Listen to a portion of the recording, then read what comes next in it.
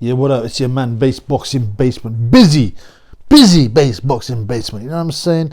I'm getting those videos out, fam, for the fans.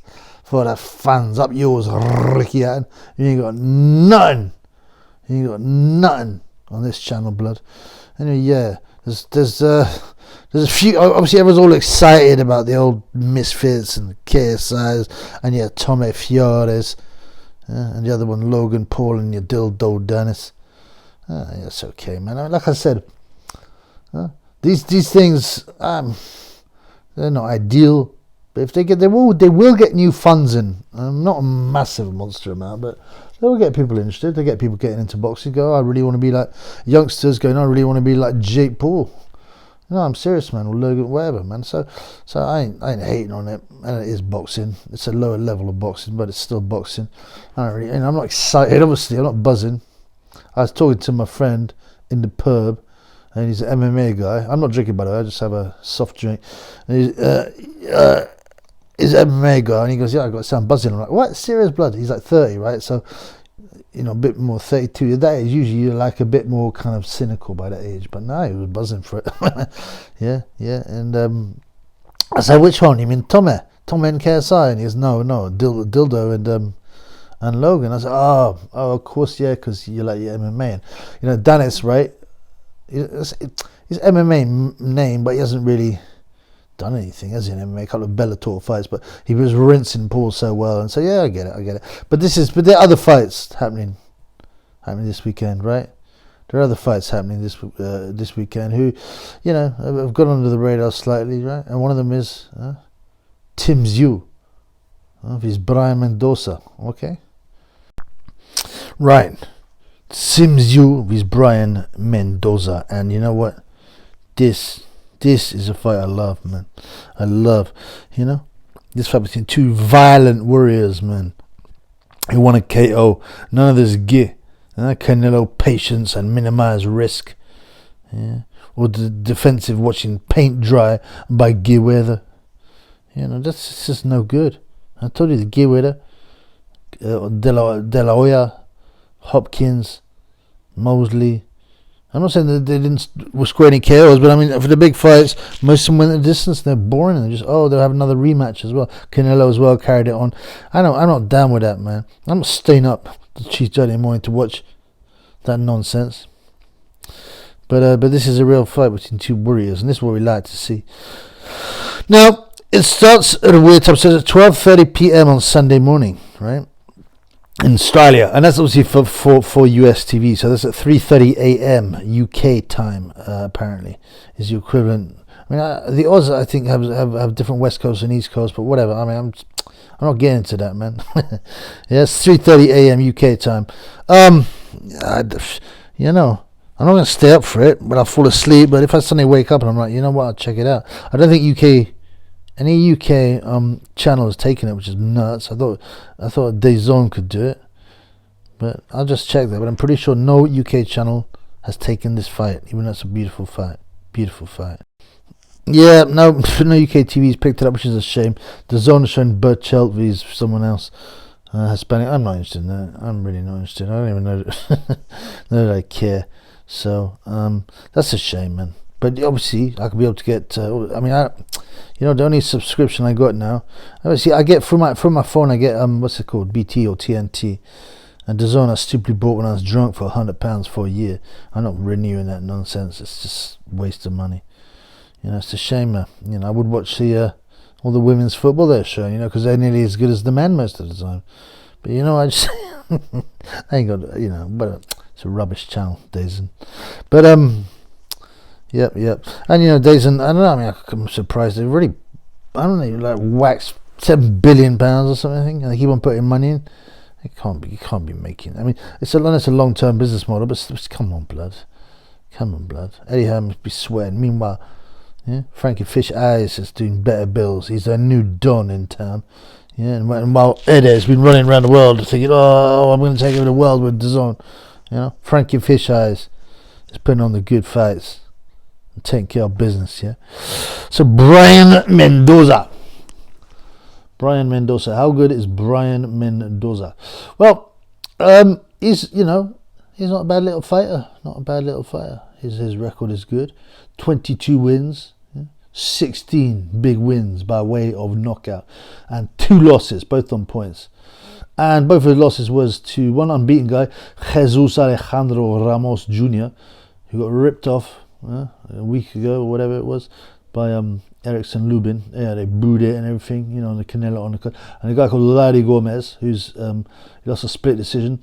Larry's pretty good. He's had at the time he had 1 loss and 9 wins. And he's got a KO record. Now he's had 1 more fight, right? Which he lost to an unbeaten guy. So, but you know, he's a solid guy. This guy, Larry Gomez, and a big puncher. So, you know, you can't really you can't have a go at Mendoza as an opponent. And who else has he beat? So those were the 2 losses, right? He's got loads of KOs. He's beaten Thomas Lamana, Cornflake Lamana, my favorite nickname. Yeah. And Jason Rosario he KO'd. Sebastian Fondora he KO'd, who was unbeaten at the time in the 7th round. Now this is interesting to me because I called that one.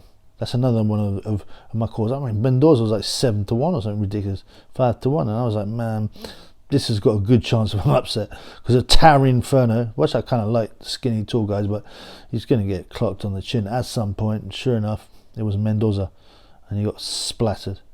So that was that. So what we got is a guy, aggressive guy with a great KO record, who's had 2 losses close, and he's come to win. Right? And then we got Tszyu. Yeah, we don't need to say much about Tszyu. Surely, especially if you're Aussie, 23 wins, 17 by way of KO, by a big way of KO. And he looks so much like his dad, man. He just looks like the spitting image. He look like he got his DNA and just got a new guy, a younger guy. You know what I mean? Sometimes I see pictures of Tim and I'm like, is that Kostya? I really think it is. And then the brother Nikita, also a pro. He doesn't look so much like his dad or his brother. He's blonde, you know. And you can bet, you know what dads are like, especially the egotistical ones, that Kostya favours Tim because he's a spitting image, man. You know what I'm saying? It's like looking in a mirror. But they're not on best terms. Not on best terms because I don't know when the last time Kostya saw one of Tim's fights live.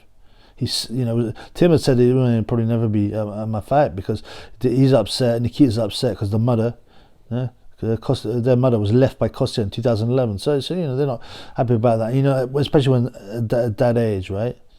At that age, or 16. I mean, they're probably a bit unhappy. 16, the other brother was being a bit younger.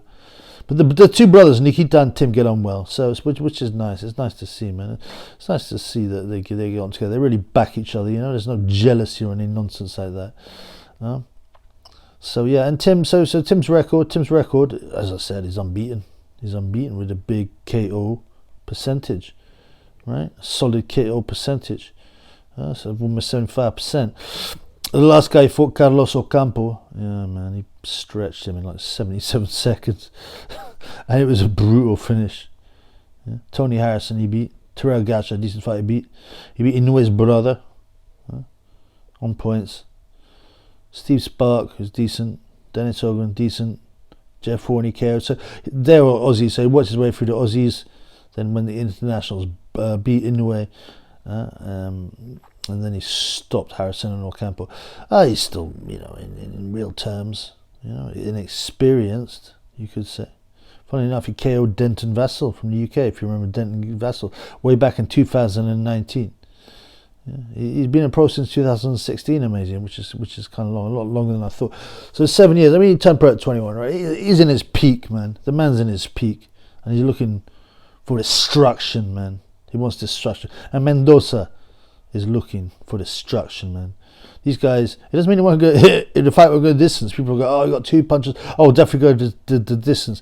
I remember when Evander Holyfield, Foreman, were fighting, and they said, oh, we're going to put some what's it called, some adverts on the soles of the feet because we know someone's getting knocked out. Even then, I was a youth. I was like, I don't know, man. Holyfield's not that big a puncher, and he's got a great chin. Foreman's a big puncher, but he's, I guess, a younger guy who's going to be, harder to catch, and he's got a great chin as well. I said, even then I was like, this is nonsense. No, this one can't go the distance. There's plenty of punchers that go the distance. Wilder. Tszyu, Wilder Tyson Fury #1, and that looked like it was going the distance, but it did. So there you go. Both can punch. I think Tszyu is slightly more skillful, especially in his, he's kind of matured really well. I wasn't sure how far he'd go, but he's really grown into world class, man. And I give Tim the edge. He's at home and you have no jet lag. Mendoza is fighting his first fight out of the USA, which can make a difference. The guy's obviously a warrior, so the main worry is the jet lag, not really the crowd and stuff like that. He's been an underdog in front of the crowd before.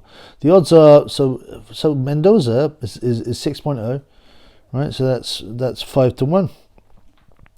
With Tszyu quite a heavy favorite. It's possible those odds should be a bit closer, really, because that makes Mendoza look like a real, pretty solid outsider, and it's probably closer than that, right? In the USA, it would be closer for sure. I think you'd have to put Mendoza, maximum of 3-1 in the USA, I'd say. But so you could say the value's on Mendoza, but I don't feel the bets in this one. And I think the jet lag and the flight will take a lot of that Mendoza. It didn't seem to make any difference to Azuma Nelson, of course, when he came to fight Jeff Fennick. But I often think people forget to factor in the flight and the jet lag. Even if you arrive 2 weeks before, right? It'll take for a week. You're just not all there. Training is not great. So what am I going for? I hope we have a good tear up. Right? It's such a shame it's not happening on any being broadcast on any UK. This is a fight to broadcast, right?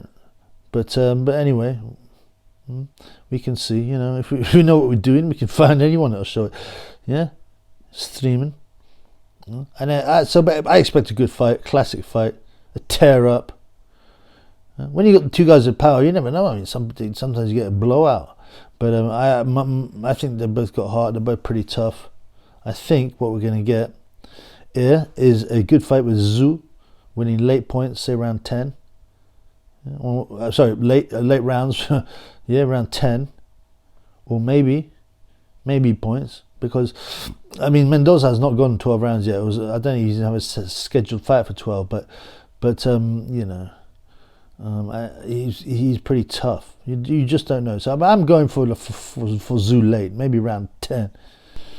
Yeah, you know what? That 5-1 price is too wide for Mendoza. He's more dangerous than that, I might just put a 5-1 for the laugh, but I still expect Tszyu to win, but we'll see.